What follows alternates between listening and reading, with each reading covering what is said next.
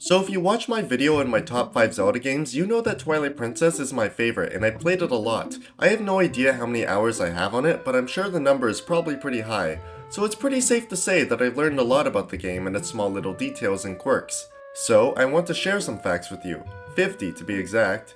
Keep in mind that I'm not a speedrunner and these are just little things I found out while playing the game normally, so don't expect to see any glitches or speedrun tricks here. With that said, let's get right into it. Starting off, you can pet goats. Why can't you do this in Tears of the Kingdom? Speaking of goats, they will attack you as Wolflink.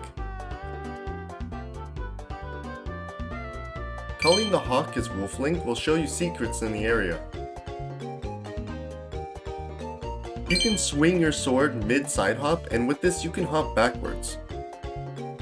It's not useful at all, but it's there. You can claw shot hornets' nests and carry them. Most are normal size, but the one in Ordon Village is absolutely massive. Just look at that thing. It's worth mentioning as well that if you toss it into water, it'll float. If you look at Henna, the fishing attendant's photo, for a second time, she will ask you if she is more attractive than her sister, Isa. If you talk to the Star Game attendant as Wolflink, he will have an allergic reaction to you. He's not the only one with a special reaction. Henna's brother Koro and her sister Isa both have unique reactions as well, and if you talk to Yeto and Yeta as a wolf, they will debate eating you. The response is even different depending on the time of day.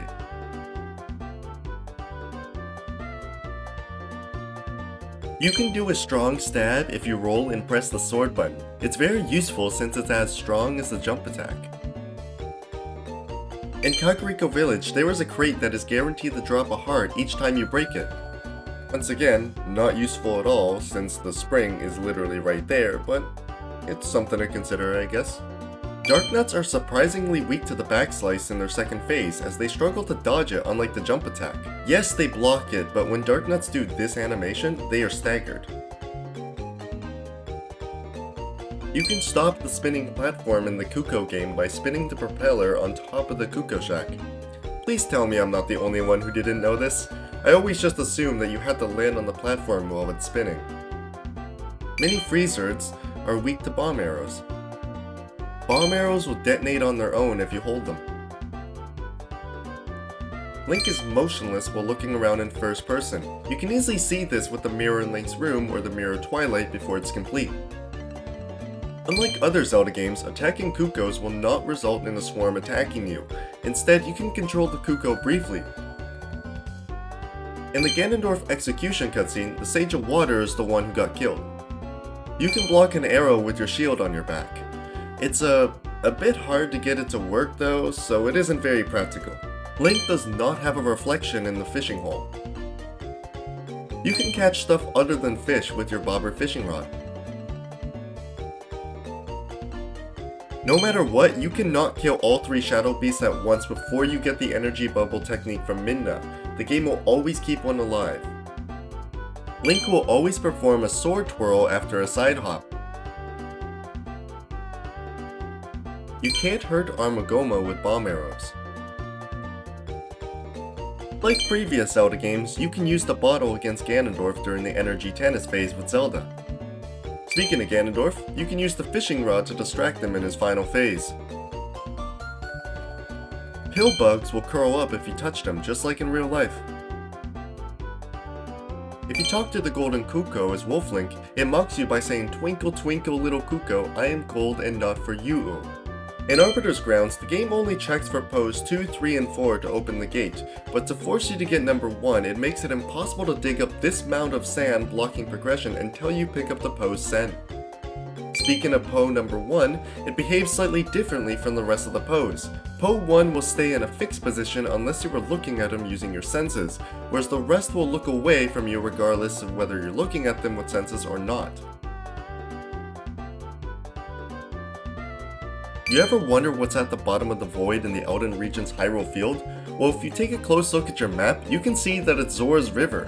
You can even see the Bridge of Elden above you when playing the River Rapids game. That explains how King Boblin came back after that encounter as well.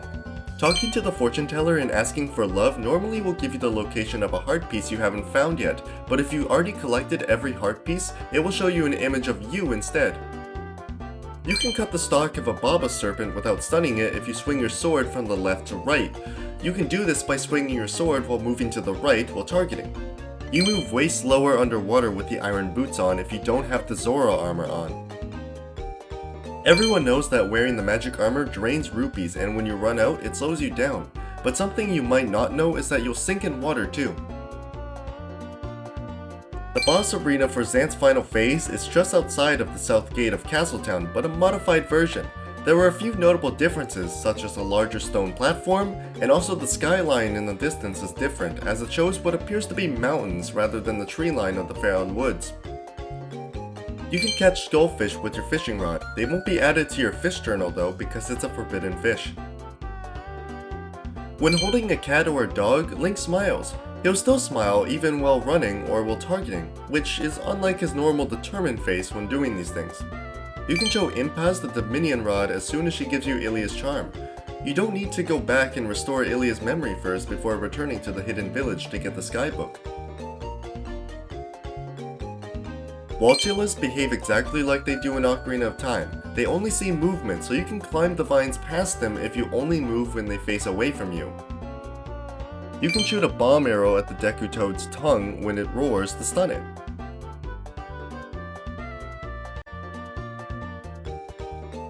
During Midna's final hour, you can listen to the Resistance when you're above Telma's Bar. Their dialogue is different depending on whether or not you visited Telma's Bar before completing Lakebed. They'll feel bad for mocking Link for wearing the hero's clothes if you did visit them before finishing Lakebed.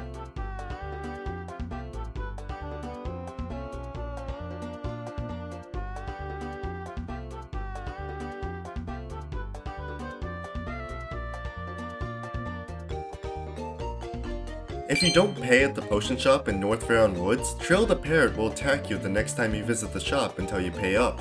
In contrast, if you pay too much, Trill will point out your generosity. You don't get anything for it though, unfortunately. After you complete the bow tutorial minigame with Tallow and Mallow, Tallow will still react to you hitting the pole next to him. He'll be stoked if you hit it again from a distance, but if you hit it up close, he'll be unimpressed, and if you miss from up close, he'll laugh at you. If you mount Epona from behind, she'll immediately start galloping, and you can quickly dismount her as well by holding down the right trigger and pressing A. The Postman will still stop you as Wolf Link, but Link will quickly transform back into human form before he arrives. How he recognized Link is beyond me. Enemies in the Cave of Ordeals are a bit different from normal enemies, as when they die, they will never drop hearts, and will almost always drop rupees. In Link's house, there was a chest in Link's basement. Even if you are right next to it, you cannot open it unless you have the lantern equipped. If you cut the ropes on the bridge in the boss key room of the Forest Temple, the bridge will break and it will stay broken for the rest of the game.